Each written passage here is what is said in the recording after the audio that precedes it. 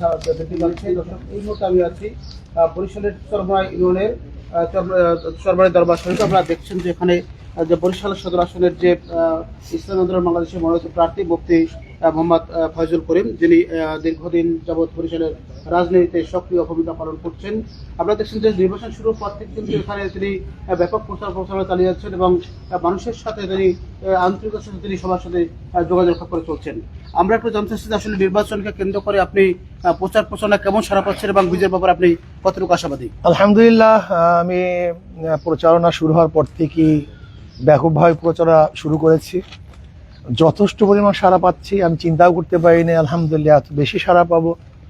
এমনকি অনেক ভোটারদের মন্তব্য, সাধারণ ভোটারদের, ইসলামী আন্দোলন বাংলাদেশ হাত পাখে এবছর কমপক্ষে বরিশাল 5 নির্বাচনী এলাকায় 50,000 ভোট পেয়ে জনগণ বলতেছে ভোট পেয়ে তারা বিজয় অর্জন করবে। এত বেশি সাড়া পাচ্ছি আলহামদুলিল্লাহ। এবং এখানে সবচেয়ে বেশি সাড়া পাওয়ার কারণ হলো এই যে আমার যে প্রতিদ্বন্দ্বী আমার সরোয়ার ভাই, তিনি আসলে এখানে দীর্ঘদিন পর্যন্ত 3 বার এমপি ছিলেন, 1 বার ছিলেন, মেয়র ছিলেন, হুইপ ছিলেন। কিন্তু বরিশালের জনগণ বারবার প্রশ্ন করছে তিনি বারবার ক্ষমতায় গিয়ে আসলে দৃশ্যমান কি করেছে বরিশালের জন্য এবং সংসদে কি বক্তব্য দিয়েছে দেশের জন্য, মানবতার জন্য, এই জাতির জন্য। এমন কিছু তারা প্লেস করতে পারে না যেই কারণে সরোয়ার ভাইকে আবার দ্বিতীয়বার নির্বাচিত করবে। এটা জনগণের কথা বলতেছি, আমার কথা বলতেছি না। জনগণ এই প্রশ্ন তুলছে যে সরোয়ার ভাই এমন কি করেছে। আর দ্বিতীয় কথা হলো সরোয়ার ভাইয়ের যখন জৌলাস ছিল, সে জুয়ানি ছিল, তখনই সরোয়ার ভাইয়ের অবস্থা বা কার্যক্রম যা ছিল আমরা দেখেছি। এখন সরোয়ার ভাই তো সেই অবস্থানও নাই, ফিজিক্যালি তিনি আনফিট হয়ে গেছেন, অনেকটা দুর্বল হয়ে গেছেন। এটা জনগণের কথা বলতেছি, আবার আমার কথা বলতেছি না।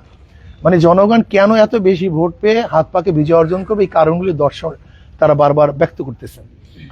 তা আমি মনে করি ইনশাআল্লাহ, যেহেতু সরোয়ার ভাই তিনি এখানের ক্ষমতায় ছিলেন, তেনার অ্যাক্টিভিটিস, তেনার কার্যক্রম সবাই বাস্তবে দেখেছে, সেই হিসাবে আমি দেখেছি জনগণ, বরিশালের জনগণ এখন নতুন পরিবর্তন করতে চায়।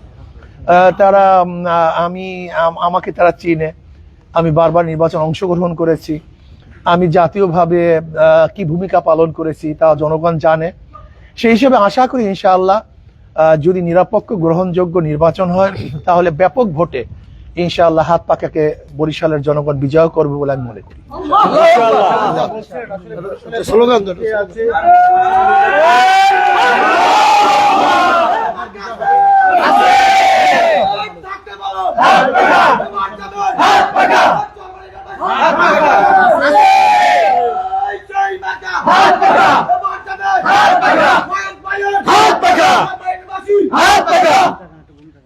এখন আমরা আমাদের জন্য দুটো মিলে নিচ্ছি।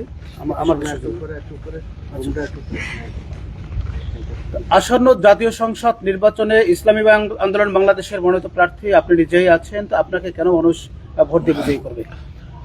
আলহামদুলিল্লাহ, আমাকে চিনে, আমার বাবাকে চিনে, আমার দাদাকে চিনে। ইসলামী আন্দোলন বাংলাদেশ সম্পর্কে মানুষ জানে। ইসলামী আন্দোলন বাংলাদেশের জন্মলগ্ন থেকে যা বলে তা করে।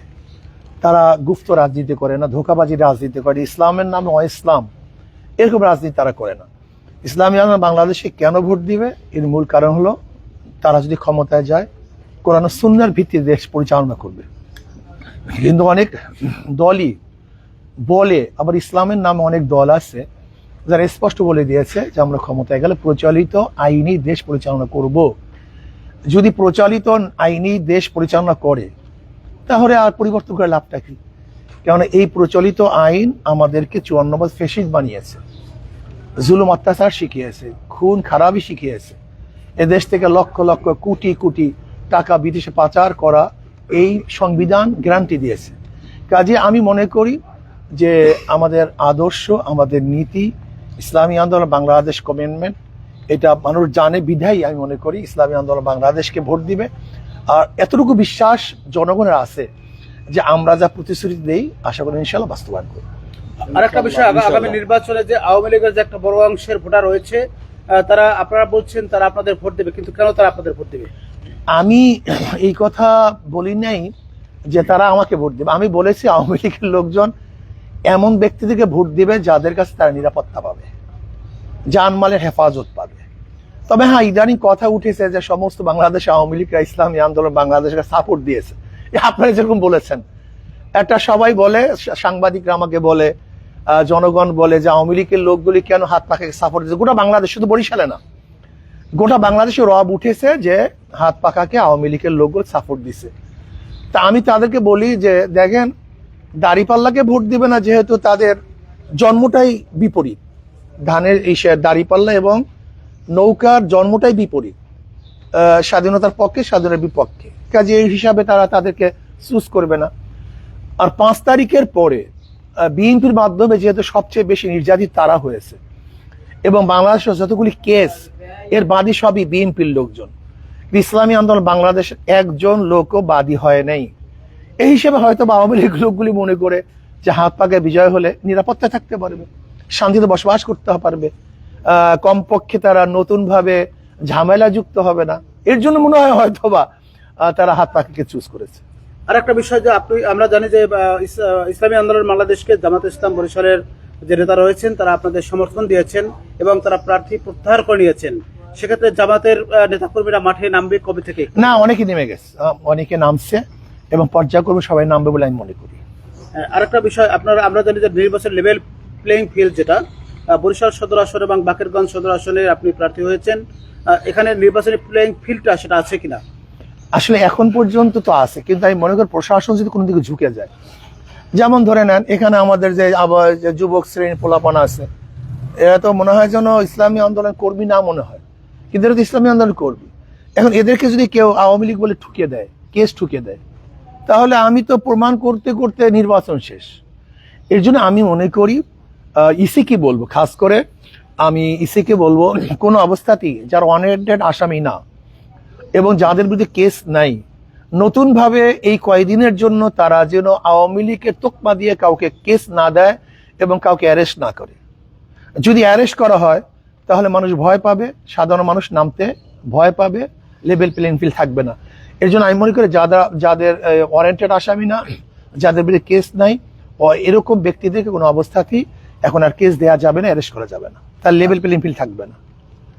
জনগণের উদ্দেশ্যে, বরিশাল ৫ এবং বাকেরগঞ্জ আসলে জনগণের উদ্দেশ্যে কি বলবো? আমি জনগণকে বলবো, আসুন, আপনারা বিভিন্ন সময় ভোট দিয়েছেন, ওনাদেরকে বারবার দেখেছেন, কিন্তু ইসলামকে এখনো দেখেন না, হাত পাকার প্রার্থীকে এখনো দেখেন না, হাত পাকার প্রতীকের প্রার্থীদেরকে সংসদে এখন আপনারা দেখেন না, তারা কি করতে পারবে।